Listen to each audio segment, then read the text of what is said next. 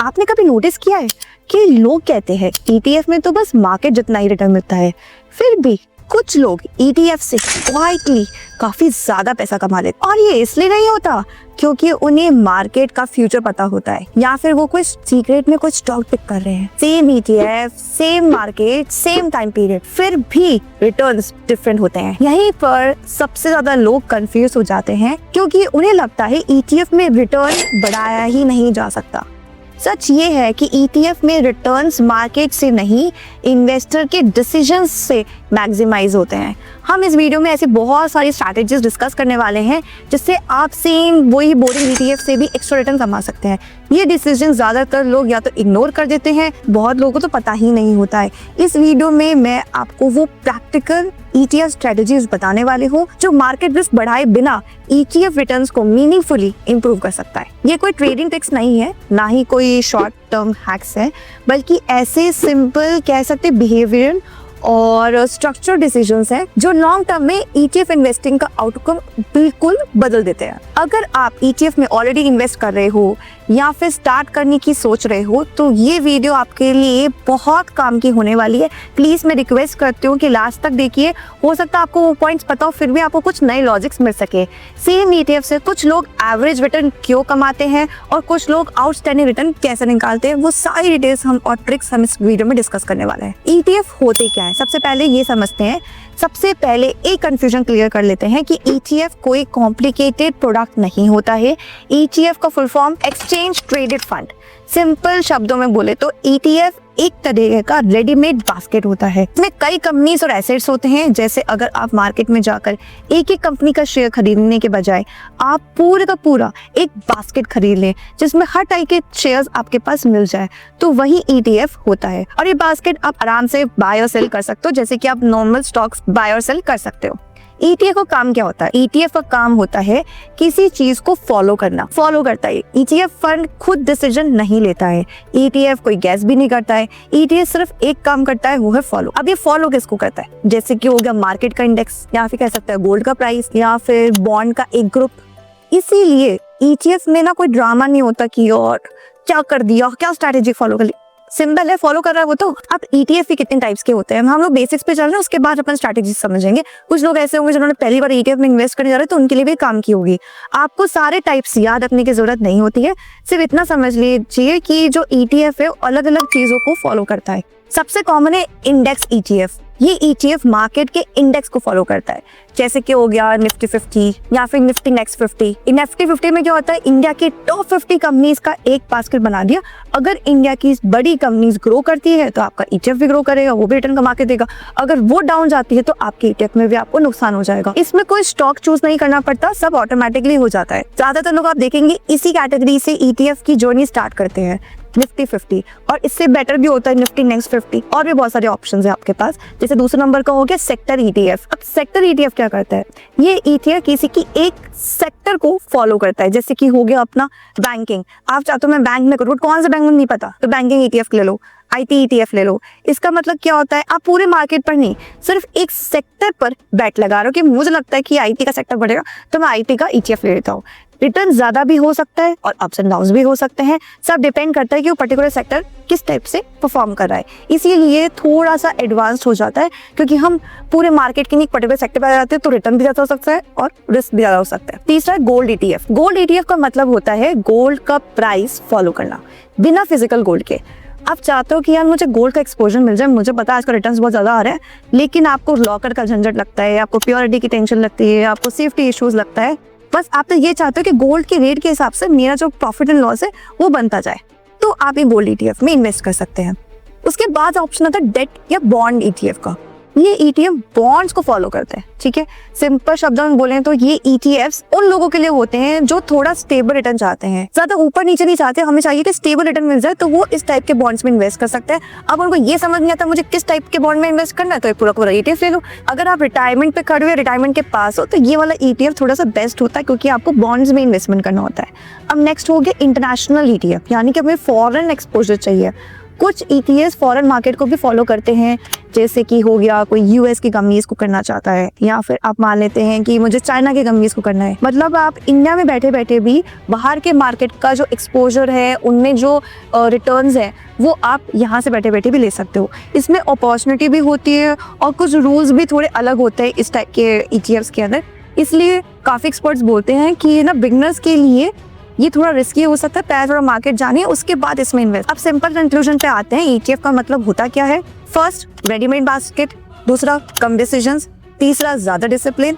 ETF में आप hero नहीं बनते, सिस्टम को हीरो बनाते हो। ठीक है, आपको नहीं पता कि मैं को ये वाला स्टॉक खरीद के ज्यादा रिटर्न कमा लूंगा, बट आपने बोले सिस्टम से चलेंगे तो कुछ ना कुछ तो कमा ही लेंगे, और जब सिस्टम सही हो तो रिटर्न्स अपने आप लाइन में आ जाते हैं। आपने समझ लिया ईटीएफ क्या होता है, किस टाइप के ईटीएफ होते हैं। तो अपन नेक्स्ट इंपॉर्टेंट सवाल पे चलते हैं, जिसके लिए वीडियो आप देखना चाहते थे। ईटीएफ में रिटर्न एक्चुअली बढ़ता कैसे है और कौन से छोटे छोटे डिसीजंस ईटीएफ का रिजल्ट क्वाइटली डबल कर सकते हैं, वही हम नेक्स्ट सेक्शन में कवर करते हैं। ठीक है, सबसे पहले है स्ट्रैटेजी आती है SIP plus dip top up. ETF में एक्स्ट्रा रिटर्न का सबसे क्लीन तरीका। ठीक है, ईटीएफ में नॉर्मल पैसा बनता है, आप मंथली एसआईपी से यूनिट्स कलेक्ट करते हो, मार्केट ऊपर हो या नीचे। ठीक है, एसआईपी चालू रहती है। लॉन्ग टर्म में निफ्टी 50 ट्राई डिविडेंड इंक्लूड करके 10 साल का रिटर्न जो देखा गया है वो देखा गया 14.56% पर एनम, रिपोर्ट्स में ही लिखा गया है। ईटीएफ में रिटर्न्स का engine time plus consistent buying से आता है। अब समझते हैं डिप टॉपअप से एक्स्ट्रा रिटर्न का लॉजिक क्या है। ठीक है, एसआईपी ऑलरेडी कॉस्ट एवरेजिंग कर रहा है, ठीक है, लेकिन डिप टॉपअप का फायदा ये होता है कि जब भी मार्केट डाउन जाता है, ठीक है, आप एक्स्ट्रा यूनिट्स बाय कर लेते हो, तो आपकी जो पर यूनिट कॉस्ट होगी, जो एवरेजिंग कॉस्ट बनेगी, वो बहुत कम हो जाती है और प्रॉफिट मार्जिन बढ़ जाता है। सेम मार्केट रिकवरी पर आपका बेनिफिट थोड़ा और बढ़ा हुआ होता है, क्योंकि आपने कम एनएवी पर ज्यादा यूनिट्स खरीद ली थी। अब इसको अपन एक एग्जांपल से समझ लेते हैं। मान लो आपने मार्च 20 में, जो मार्च 20 का क्रैश आया था, उसके एंड के अराउंड जब इन्वेस्टर्स पैनिक थे और अपनी एसआईपीज बंद करे थे, उस टाइम आपने निफ्टी 50 में 1 लाख रुपए का डिप टॉपअप किया है। अब आपकी टेबल के अकॉर्डिंग 2020 के बाद के रिटर्न्स, अप्रैल 20 से लेकर दिसंबर 20 तक के रिटर्न्स क्या है वो आपको स्क्रीन पे दिख रहे होंगे। अब ये जो रिटर्न्स है, अब हम रिटर्न्स के हिसाब से हम ये देखते हैं कि जब हमने 1 लाख रुपए डिप में खरीदा था, जो यूनिट्स खरीदे थे, उसका रिटर्न कितना बनता है। 1 लाख का क्या बना सिर्फ 9 महीने में, यानी अप्रैल से लेकर दिसंबर 20 तक में। हम सिंपल कंपाउंडिंग रेट यूज करते हैं, तो इस फॉर्मूले से देखो, अपन जो फॉर्मूला आपको स्क्रीन पे दिख रहा होगा, इसके बाद आपका जो रिटर्न बनता है वो कितना बनता है। इसका अप्रोक्सीमेट वैल्यू आता है 1,62,600।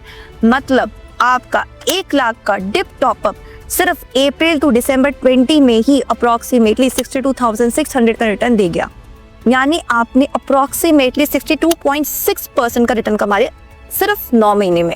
जो लोग क्या कहते हैं ना 10 साल तक होल्ड करेंगे तो रिटर्न मिलेगा इतना, वो आपने 9 महीने में कमा लिया। जब मार्केट क्रैश में होता है, एसआईपी तो ऑटोमेटिकली चलती ही रहती है, लेकिन अगर आप उसी टाइम पे एक प्लान टॉपअप कर देते हो तो रिकवरी में आपका एक्स्ट्रा यूनिट सबसे ज्यादा काम करता है।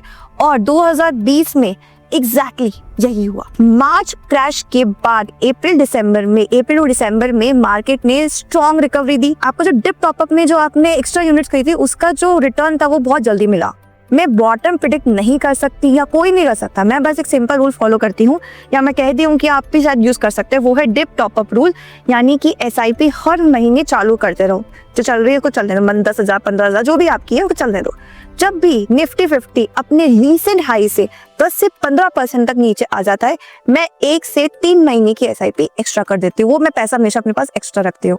अगर फॉल अपने हाई से 25 से 30% गिर जाता है, मैं थोड़ा बिगर टॉप अप कर देती हूँ। जो भी मेरा उस टाइम में बजट होता है, मैं कोशिश करती हूँ कि ज्यादा यूनिट्स खरीद लूँ। इसमें आप मार्केट टाइमिंग नहीं कर रहे हो, आप मार्केट डिस्काउंट पे एक्स्ट्रा बाइंग कर रहे हो। शायद अगर आपको मेरा लॉजिक समझ में आया तो इसमें काफी सारे लोग एक्स्ट्रा रिटर्न कमा लेते हैं वही सेम ईटीएफ से। अगर लास्ट 10 इयर्स में निफ्टी 50 ईटीएफ में एसआईपी होती, तो लास्ट 10 इयर्स के डेटा में निफ्टी 50 ट्राई का 10 ईयर का रिटर्न जो अपने पहले डिस्कस किया 14.56% था। इसका मतलब लॉन्ग टर्म ईटीएफ एसआईपी का बेस इंजन हो गया। और जो लोग डिप्स में एक्स्ट्रा यूनिट्स ले पाए, उनका एवरेज परचेस कॉस्ट और भी बेटर हो गया। नेक्स्ट स्ट्रेटेजी है लो कॉस्ट ईटीएफ चूज करो। एक्स्ट्रा रिटर्न यहीं से आता है। लोग सोचते हैं कि एक्स्ट्रा रिटर्न का मतलब कोई सीक्रेट स्टॉक, कोई ट्रिक, कोई टाइमिंग, पर ईटीएफ में सबसे पहला एक्स्ट्रा रिटर्न कॉस्ट बचाने से आता है, क्योंकि ईटीएफ का काम इंडेक्स को फॉलो करना होता है। तो डिफरेंस कहाँ बनता है? वो है expense ratio plus tracking error. Expense ratio का मतलब सिंपल है, ईटीएफ आपका पैसा मैनेज करने के लिए हर साल ईटीएफ एक छोटा सा चार्ज काट लेती है। छोटा लगता है, पर 10-20 साल में ये चार्जेस कंपाउंड होकर बहुत बड़ा अमाउंट बन जाता है। इमेजिन करो, आप 10,000 रुपये पर मंथ की एसआई स्टार्ट करते हैं और 20 साल तक वो चलती है और मार्केट का लॉन्ग टर्म रिटर्न मान लेते हैं वो 12% आ रहा है। अब दो ईटीएफ्स का डिफरेंस सिर्फ कॉस्ट का है। ईटीएफ ए जिसमें ना 0.05% की कॉस्ट है और ईटीएफ बी जिस पर 0.50 की कॉस्ट है। मतलब हमने लोएस्ट और हाईएस्ट को कंपेयर कर रहे हैं, रिटर्न सेम दिख रहा है, तो नेट रिटर्न में गैप कितना आ गया? 0.45% का। लो कॉस्ट ईटीएफ के साथ 20 साल में जो उनका कॉर्पस बोल सकते हैं या फिर जो पैसा जुड़ा वो है 91.43 लाख, और हाई कॉस्ट ईटीएफ के साथ 20 साल के अंदर जो पैसा जुड़ा वो बनने का लगभग 86.6 लाख। तो डिफरेंस कितना हो गया? ऑलमोस्ट 4.83 लाख का। कोई एक्स्ट्रा रिस्क नहीं लिया, कोई टाइमिंग नहीं करी, और अगर होराइजन 30 साल का हो यानी 30 इयर्स का हो तो सेम एसआईपी में डिफरेंस हो जाएगा लगभग 26 लाख रुपए का। हमने क्या किया? सिर्फ कॉस्ट तो देखी, वो भी कितना डिफरेंस? 0.45% डिफरेंस। देखो आप, ईटीएफ में एक्सटर्नल रिटर्न का मतलब लीकेज बंद करना होता है। टिप टिप करके जब पानी गिर रहा है ना, वो भी आपको भारी पड़ सकता है लंबे समय में।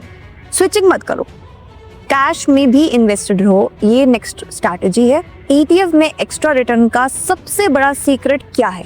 आप कितना स्मार्ट हो या नहीं, आप कितने कंसिस्टेंट हो या नहीं, आप कितना स्मार्ट हो इससे फर्क नहीं पड़ता, बट आप कितने कंसिस्टेंट हो उससे फर्क पड़ता है। क्योंकि ईटीएफ में अक्सर इसी जगह लोग काफी गलती कर देते हैं।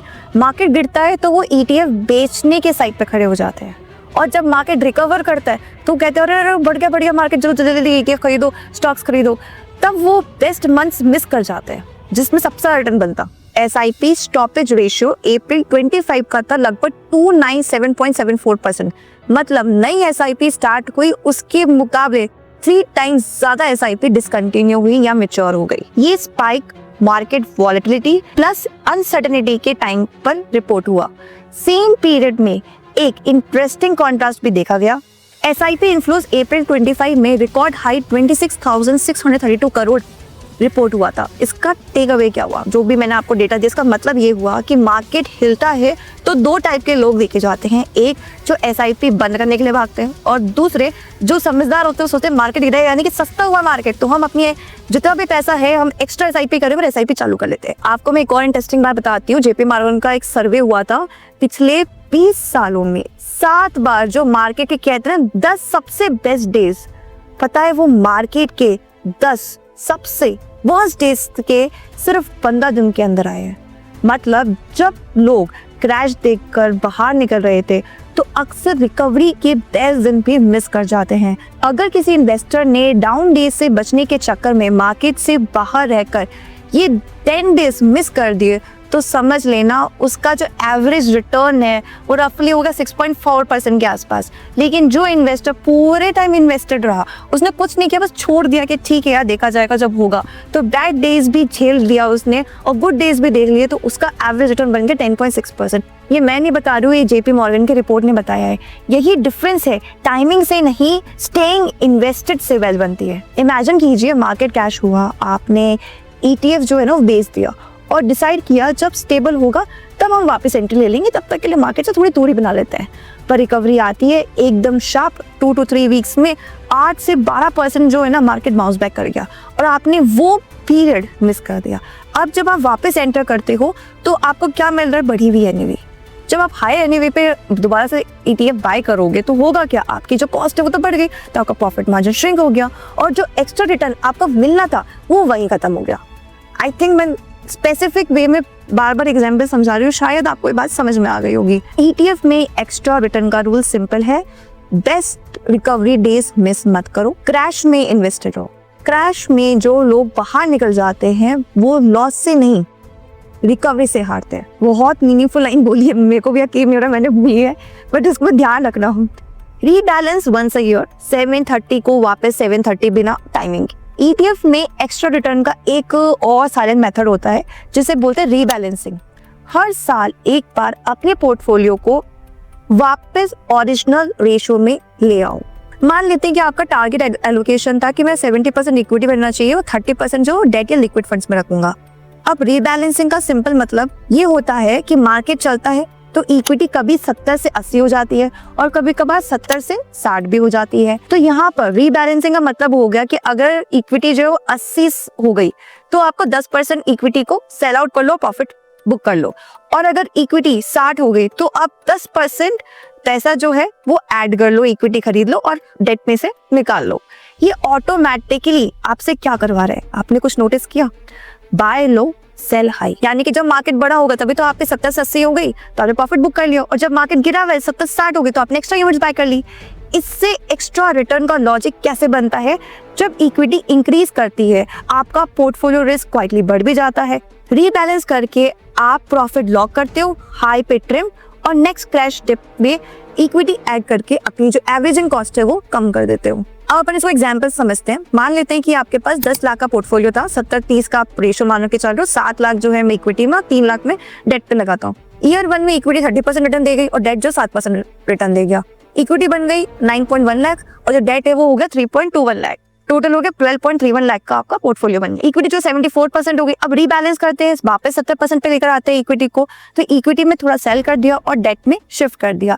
अब नेक्स्ट ईयर आपने देखा कि डिप हो गया, जिसके पास डेट में एक्स्ट्रा आया है वो डिप में इक्विटी ऐड कर सकता है, वो भी बिना पैनिक करे, क्योंकि आपने प्रॉफिट तो ऑलरेडी बुक कर लिया। ठीक है, अब अगर इक्विटी मार्केट गिर गया तो आप डेट से पैसा निकालो और इक्विटी खरीद लो, और आपको लगा क्या वंस अ ईयर ही। क्यों? क्योंकि टू फ्रीक्वेंट रीबैलेंसिंग अननेसेसरी चोन बढ़ाता है, क्योंकि हर एक बार आप जब घुमाते हो पैसा तो उसमें कुछ कॉस्ट इन्वॉल्व होती है, उसमें कुछ टैक्सेस लगते हैं, तो हमें बार बार में ये एक्टिविटी नहीं करनी, कम से कम साल में 1 बार या 2 बार कर सकते हैं आप। रीबैलेंसिंग का काम मार्केट को प्रेडिक्ट करना नहीं होता है। हम ये नहीं सोच रहे हैं कि हम मार्केट बढ़ने वाला तो बेच दो, खरीद लो, नहीं।